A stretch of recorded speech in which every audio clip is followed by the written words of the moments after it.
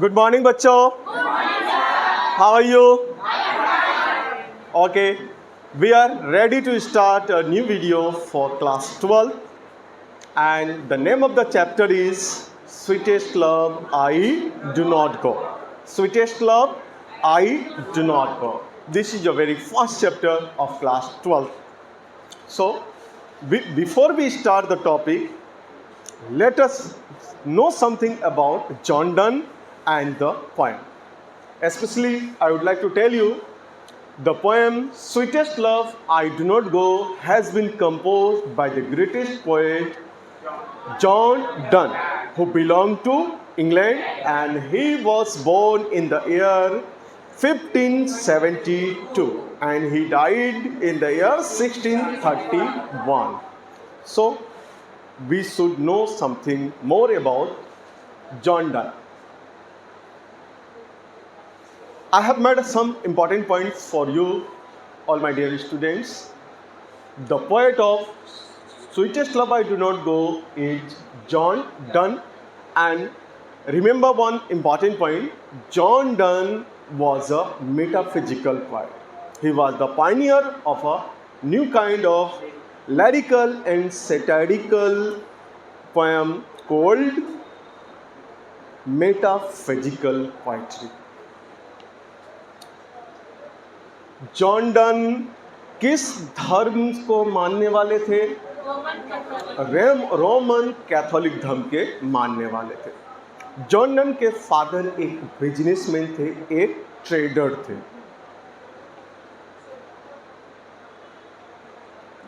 John Donne के बारे में याद रखना कि जॉन डन के फादर एक सक्सेसफुल बिजनेसमैन थे, एक ट्रेडर थे.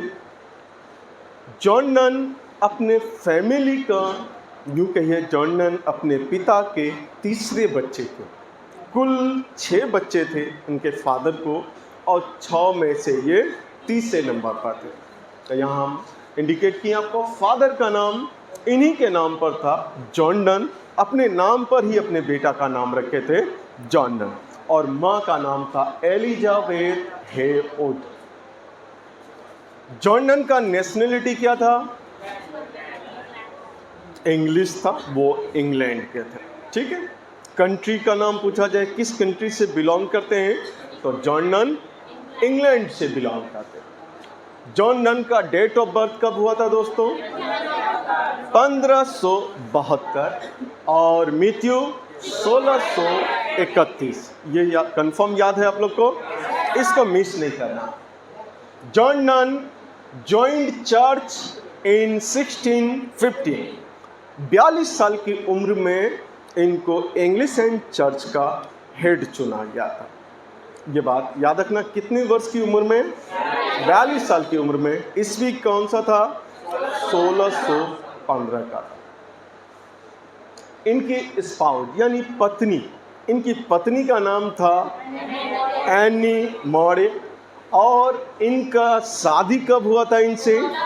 1601 ईस्वी में इनकी शादी हुई थी. और कब तक दोनों एक साथ रहे? तो 1617 तक. 1617 में एनी मॉरी की डेथ हो जाती है. इनको कुल कितने बच्चे थे? 12 बच्चे थे, 12. Sweetest love I do not go poem, पता है आप लोग के लिए वो नहीं लिखे थे, हम लोग के लिए भी नहीं लिखे थे. वो स्पेशल था, वो उनकी वाइफ के लिए लिखे. और कब लिखे थे? कब लिखे थे? 1611 ईस्वी में. कब लिखे थे बच्चों?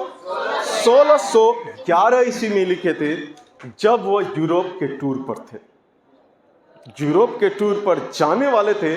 उसी समय एनी मोर उनको जाने से रोकने की कोशिश करती है, और उसी समय उनको समझाते हुए sweetest love I do not go, ए मेरे महबूब मैं तुझसे बिछड़ कर नहीं जाता. Sweetest love I do not go poem कब पब्लिश हुआ था? नहीं, लिखा गया था 1611 में, लेकिन पब्लिश हुआ था 1637 ईस्वी में. 1637 में इसका प्रकाशन हुआ था. जॉन डन के बारे में पूछा जा सकता है आपको, जॉन डन क्या क्या थे? तो जॉन डन बेशक एक पोएट थे, पोएट के साथ साथ वो एक लॉयर थे और एक प्रीस्ट भी थे वो।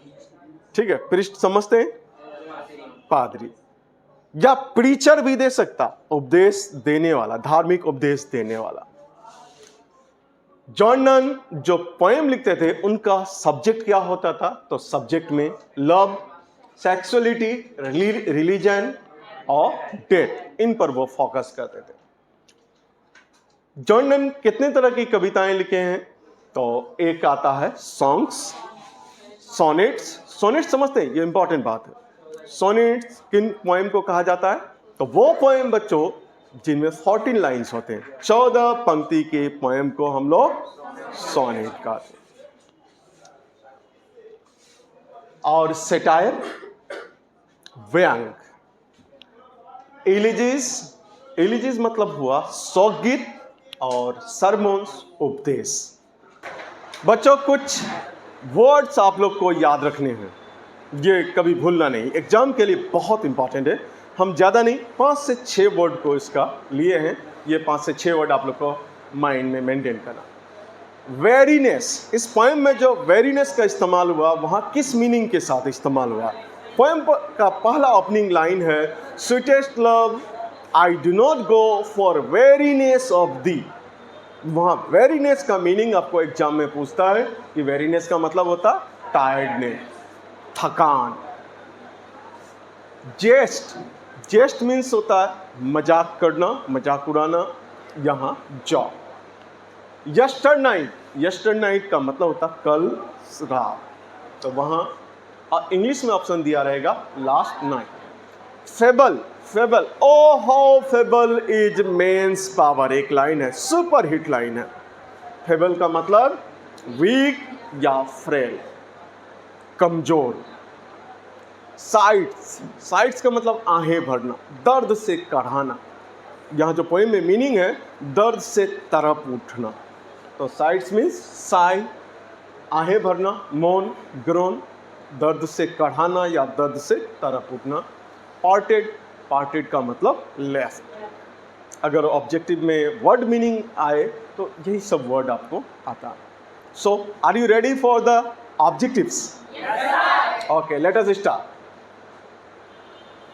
आप लोगों का पहला ऑब्जेक्टिव है दोस्तों, sweetest club I do not go has been, तो फिर आगे पीछे होते ही रहेगा। Sweetest Love I Do Not Go has been composed by John Donne. Sweetest Love I Do Not Go किनके द्वारा लिखा गया है? जॉन डन के द्वारा लिखा गया है। नेक्स्ट क्वेश्चन है, Sweetest Love I Do Not Go is a lyric. Lyric means गीत। सोनेट जानते हैं, 14 पंक्ति की कविता को कहते हैं। एलिजी शोक गीत, सेटायर्स व्यंग, और लिरिक्स गीत। तो आपका क्या है? Sweetest love, lyric. Next question है दोस्तों, sweetest love I do not go has been addressed to his. Sweetest love I do not go किसको संबोधित करते हैं? या sweetest love I do not go में किसको संबोधित किया गया है? वाइफ को या बिलव्ड को?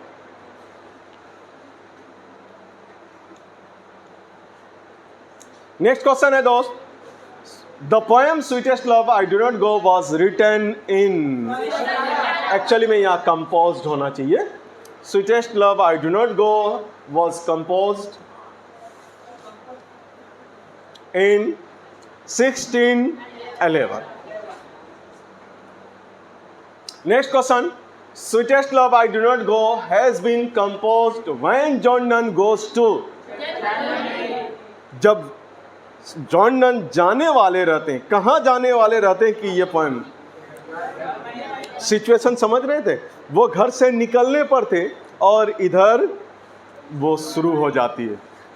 ठीक है, मोहब्बत में उनका ऐसा एहसास होता है कि उनको डर लगने लगता कि कहीं जॉन नन के साथ कुछ हादसा ना हो जाए, जॉन नन कहीं फिर दोबारा वापस ना आ पाए, इसीलिए वो डर के मारे इसको रोकने की कोशिश करती हैं।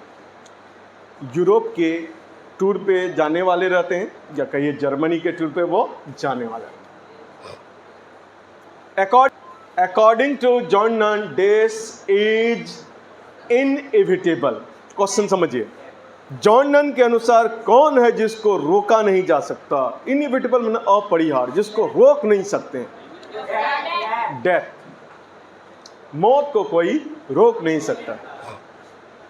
John Donne is not of his beloved tired. ठीक है। In the poem sweetest love I do not go, weariness means tiredness. Sweetest love I do not go poem में वेरीनेस जो वर्ड इस्तेमाल हुआ है उसका मतलब क्या होता है दोस्तों? Tiredness. In the poem Sweetest Love I Do Not Go, feeble means sweetest love I do not go poem में फेबल का इस्तेमाल किया गया है। O how feeble is man's power, तो वहाँ फेबल का मतलब क्या हो जाएगा? वीक। आई होप कभी भूलिएगा नहीं इसको, आप लोग फ्रेल भी दे सकता आपको वहाँ। इन the poem sweetest love I do not go, यस्टर night means last night. In the poem Sweetest Love I Do Not Go, jest means Sweetest Love I Do Not Go poem में jest का मतलब क्या है? Joke है। Who will make quicker journey than the sun? कौन सूर्य से भी ज्यादा अपना रफ्तार को बढ़ाएगा? John Donne. यहाँ ऑप्शन जॉन डन का नहीं है, वास्तव में होना चाहिए जॉन डन।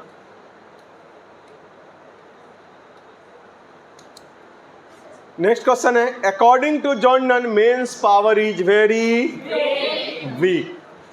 जॉन नन के अनुसार मनुष्य की ताकत बहुत कमजोर।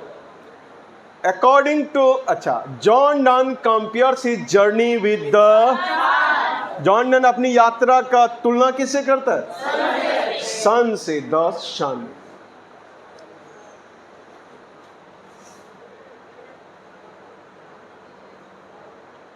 John Donne thinks that death is certain.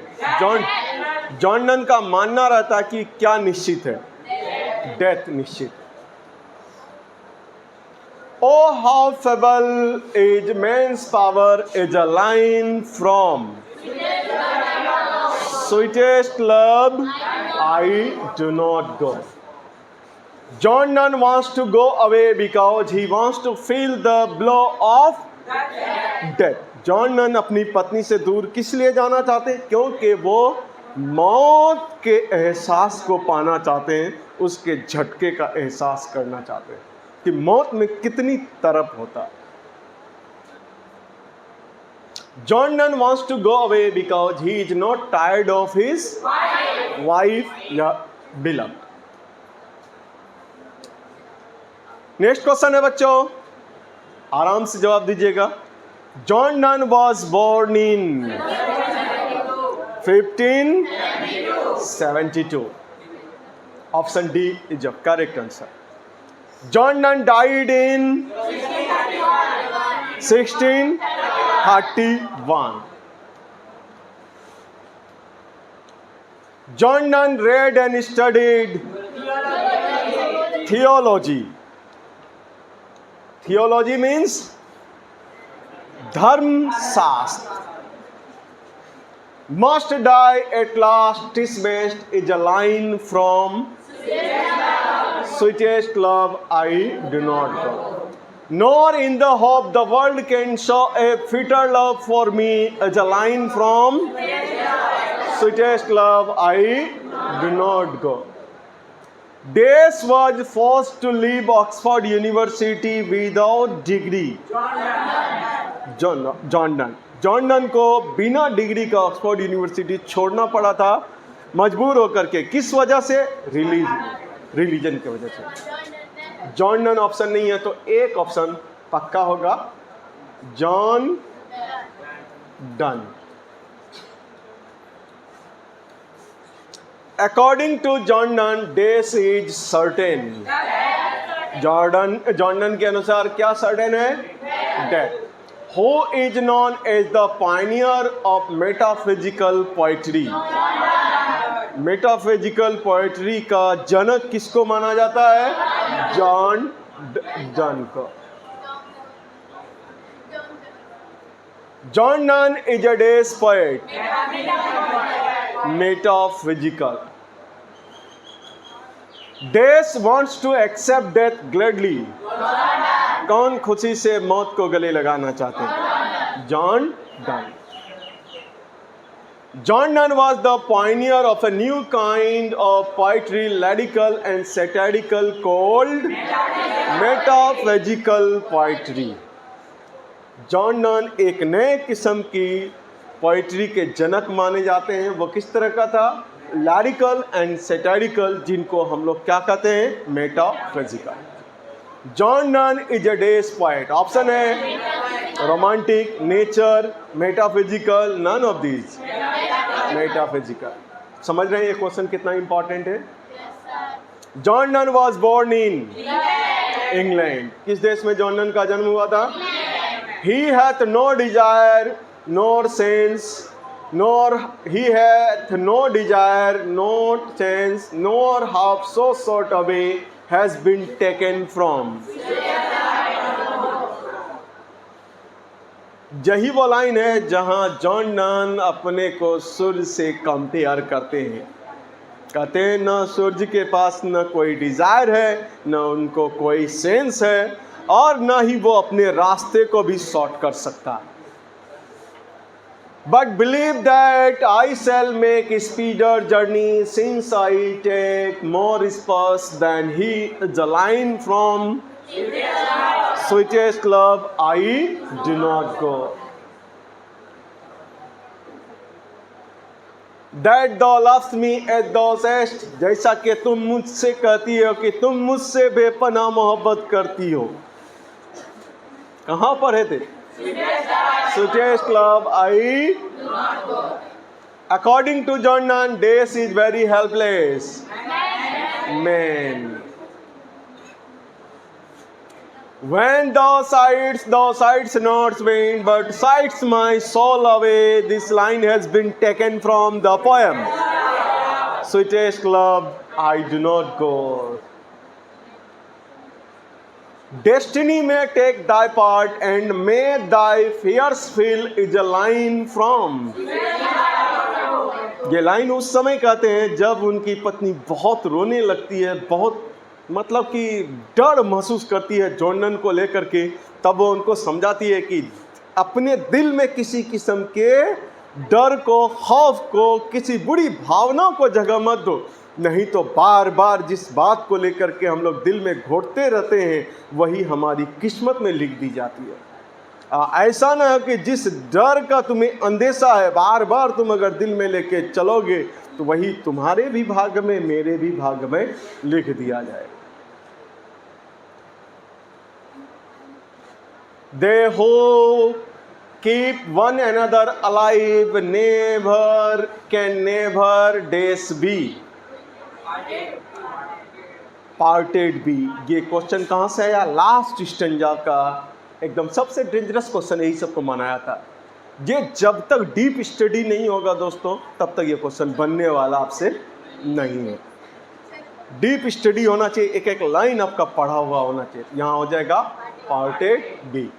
Sweetest love I do not go, for weariness of thee this line has been composed by। पता है ये लाइन कहाँ से लिया गया है? पहला ही स्टेंजा से है। जॉन डन कहता है, ऐ मेरे महबूब मैं तुझसे बिछड़ कर नहीं जाता, इसलिए कि न मैं तुम्हारी मोहब्बत से थका हूँ, न ही कोई और मेरी जिंदगी में आई है।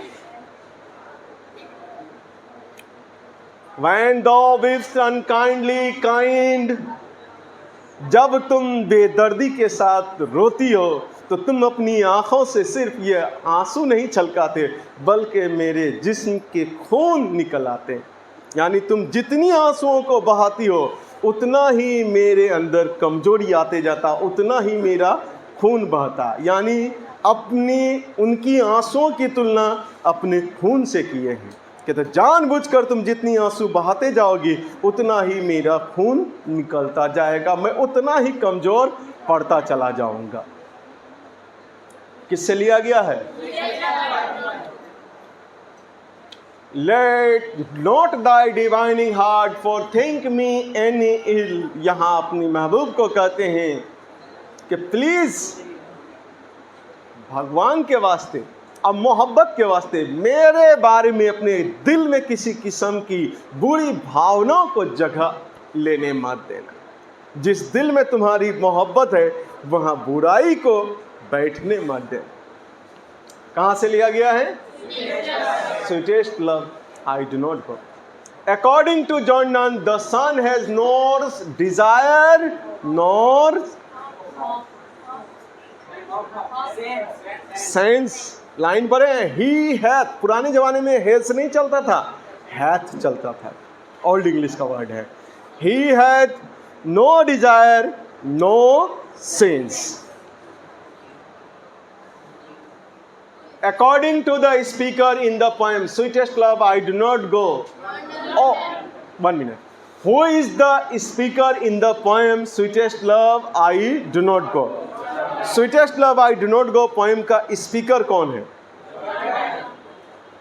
जिस पोएम में भी आई शब्द आ जाए तो समझो वहां कवि खुद मौजूद है। John Nunn was one of the greatest days of his time. Doctor, engineer, leader, preacher. यहाँ preachers होगा ग्रामर के अनुसार। जॉन नन अपने जमाने के महान उपदेशकों में से एक थे। तो ठीक है बच्चों, यहाँ रखते हैं, लेकिन याद रखिएगा जो क्लास नहीं आ पाए हैं वो इस वीडियो को जरूर देखें। और हम आ रहे हैं हर दिन आपके घर, रात 8 बजे मेरा इंतज़ार कीजिएगा। हर दिन कुछ नए टॉपिक्स के साथ आएंगे। जब तक एग्ज़ाम आप लोग का क्लियर नहीं हो जाता तब तक मैं आप लोगों के घर आते रहूँगा। तो आप अगर चाहते हैं कि मैं आपके घर, आप जहाँ बैठते हैं वहाँ पहुँच जाएं आपको पढ़ाने के लिए, तो दोस्तों इस वीडियो को ज़रूर पूरा देखें और अगले दिन पढ़ने के लिए सब्सक्राइब करें और एक लाइक ज़रूर मारें अपने तरफ से। और आपको पढ़ के कैसा लगा, टॉपिक में क्या फील करते हैं, ज़रूर कमेंट बॉक्स में जा कर के लिखेंगे। आप अगर कुछ कमेंट बॉक्स में लिखते हैं तो वहाँ हमको बहुत हिम्मत और बहुत ताकत मिलता है आगे काम करने के लिए। Thanks for watching M A Shaydi English classes.